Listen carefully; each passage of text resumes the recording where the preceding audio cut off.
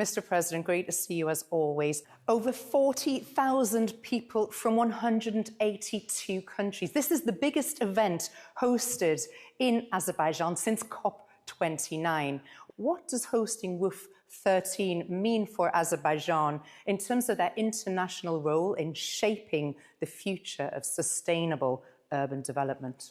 So this really is a demonstration that the topic is important, and the host country also is a country which has a lot of international connections. The level of participation and the number of heads of state and government demonstrate that today urban planning is really something which many leaders think about. And as I said in my remarks, harmony between preservation of historical heritage and architectural heritage and need to modernize the cities should go hand by hand. Azerbaijan has presented smart city and green energy projects, across Karabakh and also East Zangezur, both areas of post-conflict, and their rebuilding of those areas. How can you see these projects contributing to global urban innovation? What can people learn from yourselves? I think that we have so far elaborated a unique experience how to build cities and villages from scratch. Connection of electricity grid to the whole country was organized. 75 kilometers of tunnels, out of which 70 kilometers already commissioned, and 500 bridges, 435 of these bridges already done, railroads, schools, hospitals, so all goes in parallel. And first years of reconstruction, mainly we invested in infrastructure. Now we mainly invest in housing.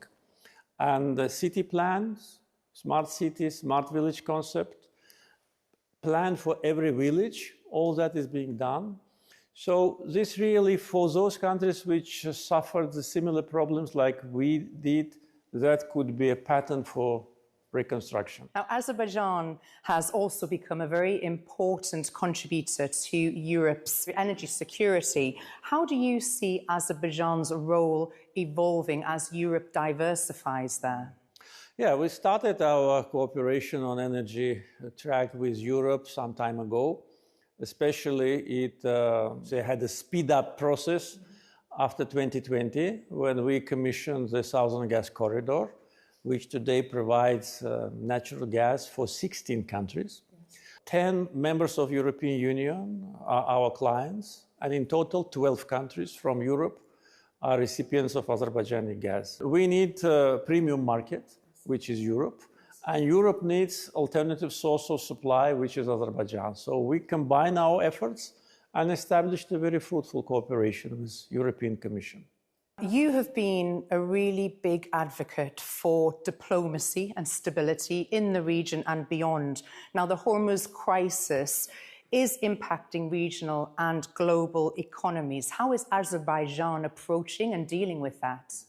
We are not affected by the crisis with respect to the supply chain because our policy of diversification of energy supplies and routes is not a policy of today. As you mentioned, advocate for diplomacy. Without diplomacy, we wouldn't have been able to deliver our resources to the markets because we had to go across the countries to have good relations with neighbors of the neighbors, established a multilateral format of cooperation, create a win-win situation between producers, transitors, consumers, so everyone obeys the rules.